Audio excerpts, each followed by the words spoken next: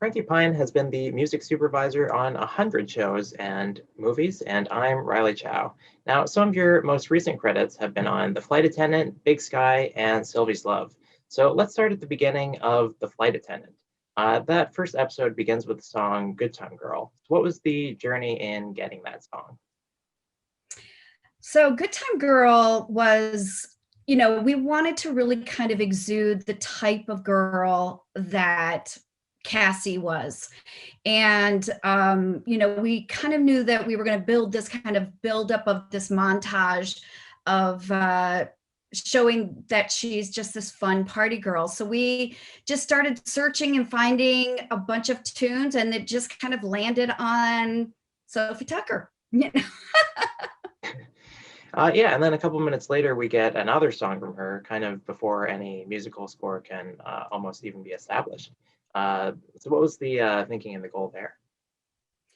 One of the things just in part about Cassie's journey is really just making her fun and alive. And so much of, the show is her journey, and we wanted to make the music be very female oriented. So much of where we were kind of pulling our music, we were just, lots of fun female energy driven stuff. And you kind of can't get away from her. So we pulled as much as we could.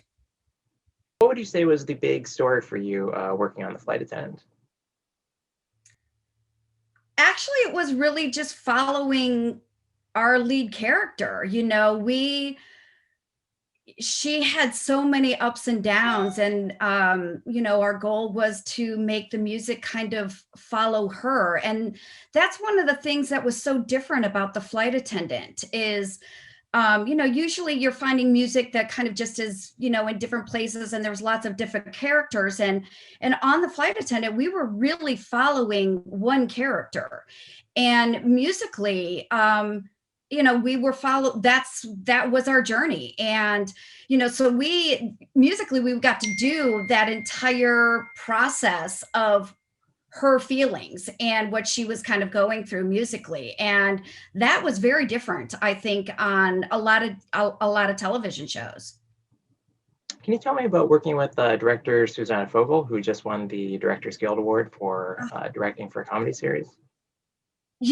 Susanna, she comes in with so many great ideas, and I loved working with her because she's so alive, and she has such a strong musical taste and an amazing collaborator. So, we would just banter ideas. What do you think of this? So she made a Spotify playlist. I made a Spotify playlist. We made a collaborative playlist. And, we just shared with the entire group. And that's just kind of how, the process usually is just, being very collaborative. And that's the best thing I think about being a music supervisor. You mentioned these playlists, but I think in the show, ultimately, we get, 2 to 4 songs per episode. So I'm wondering, how many songs are you really considering for a show like this? Oh, my gosh, 100. I mean, for one scene, there could be hundreds. I know in the date scene, we probably considered at least 100 songs. Yeah. And do you put them in there and just play the scene through and see how it feels, or how does that process work? Yeah, we usually, for me, it's hard because I don't have, the major technical tools to do that. But I kind of just have a vision in my head and hit play on my end, and visually just kind of imagine what that would play like through the scene. And, obviously lyrics play a major role. The feel of the song has a major role, and tempo obviously has a major role with how it's cut with picture as well. So, there's always a plethora of songs out there. So as long as that exists, we just keep going until we find it. Tell me about working with Blake Neely, because he's also picking up acclaim and nominations for this. Yeah, I'm excited for Blake. Blake's awesome. I've known Blake for years.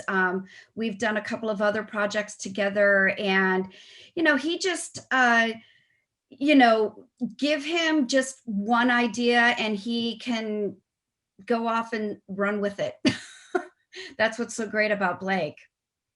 I want to ask you about how things have changed for you after Nashville, because that one you worked on for the duration of the show, several seasons, and Mhm. you said that it really kind of changed like your approach to the job and what you can do and how you're working several episodes ahead. Did you bring any of that to the flight attendant, or was the flight attendant more you were kind of there as needed?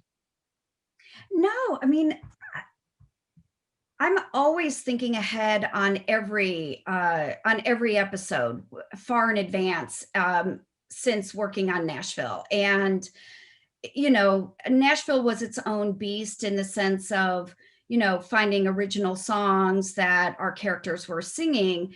But, there's a part of that that I like to bring into each of, the shows that I've done since then. Big Sky has a lot of on camera singing, which you wouldn't think for a show like that. We did have one instance where Kaley did get to sing, but then they cut it out of the show, unfortunately. Um, and we had a spot in the flight attendant where we we had an opportunity to do a cover of a Dolly Parton song, and it was we wanted to do kind of like a deeper, kind of creepier version of it to play at the end of one of the episodes, where you had heard the Dolly version earlier. And at the end of that episode, and I had reached out to a bunch of people and friends that I'd known and worked with and said, hey, do you guys want to take this opportunity and do a unique version of this song? And those are the things that you get to do once you've worked with all these songwriters and these people that I've gotten to know over the years while working on Nashville.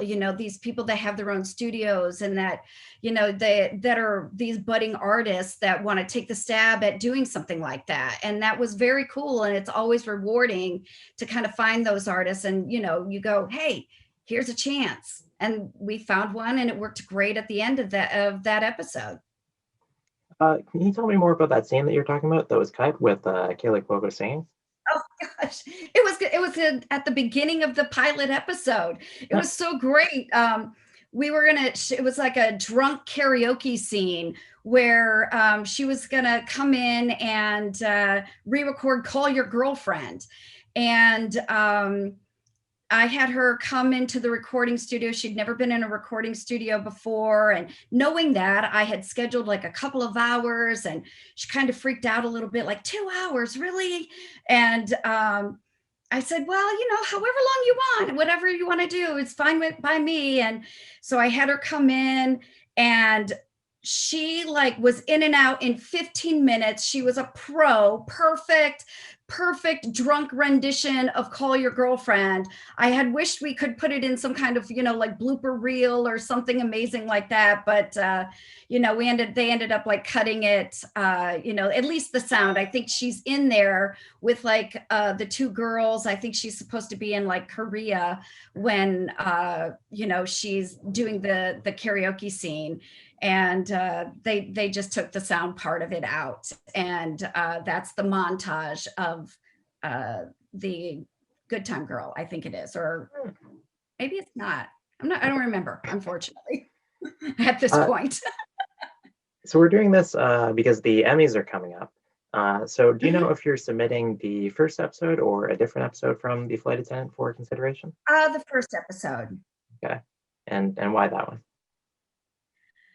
I think because it really is the episode that establishes her character, and it's the one that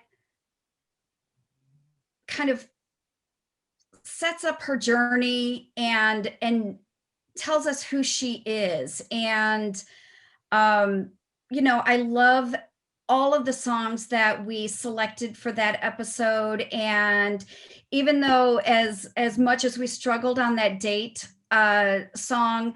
I love what we ended up with, and we hear it kind of throughout a couple of the other episodes, and it just really kind of sets the stage of what you're about to embark on for the rest of the episodes. And do you know if you're going to be on the Emmy ballot 3 times, also for Sylvie's Love and Big Sky? I don't even know if I'm You going know? to be on the ballot. It sure would be great. We have submitted for Sylvie's Love as well, and for Big Sky. Yeah. For Sylvie's Love, were you able to use just kind of songs that you'd been compiling across your whole career? Because finally you've got this, movie set in the 1950s, which you don't get too often.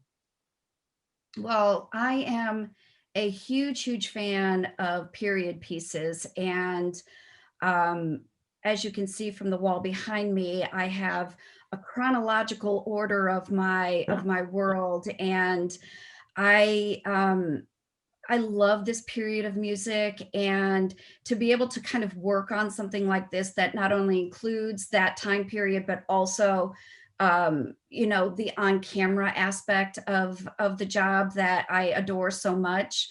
Uh, just kind of grabbing those gems of that time period that aren't the ones that we all know and love, that we all can sing off the top of our heads, but really kind of digging in and diving and trying to find things that are so special that not everyone's heard was great to to really dig and find, and working with, at the time, my partner Mandy Collier, who we did this movie together when she was working with me at Whirly Girl, was just wonderful. Yeah, how do you weigh that, going with songs that you've heard before, heard in other shows, versus going with something brand new? As a music supervisor, you always want to be the one to kind of discover something, unique and different. But you have to use songs that everybody knows every once in a while, because you want to be able to establish time and place. Those are important as well, I think. And where you can make something unique and special and highlight that, I think there's time and places for those as well. I guess I kind of think of the song like Into Dust. You know that one? I feel like I've heard it in so many shows, maybe never in real life, though. Like, look, there's songs that that you just kind of like know, and you it's like New York, New York. You kind of like know when you're going to use it and how it's going to be used. There's just certain things that you just know, and you kind of have to use it. And then there's other things that you just kind of go, oh man, I really want to use this one. Where can I put it? And I have those. I have this love list of songs that at some point because I've heard it, I put it on that list, and it just lives on this list until like that project comes along, and just go, all right, finally I get to use this song somewhere. I think my favorite part of Sylvie's Love is the kind of the mood that it really establishes. So I'm wondering what your initial conversations were around working into that.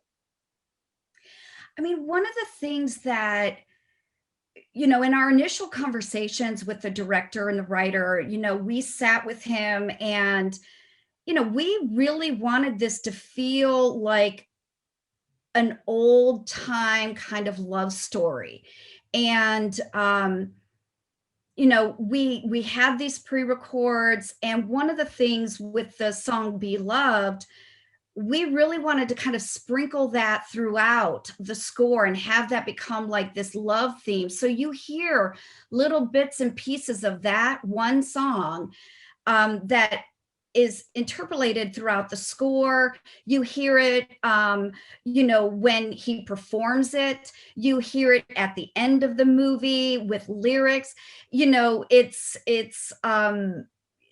we wanted it to feel like it was the theme of the movie, that is reminiscent of like that old time kind of love theme. And that was really important to kind of make you long for those older movies. I mean, even we did it with the costumes and the hair. I mean, it was with everything. So we had to do it with the music as well. All right, Frankie. Well, thanks very much for taking the time to chat with Gold Derby. Well, thanks so much. I appreciate it.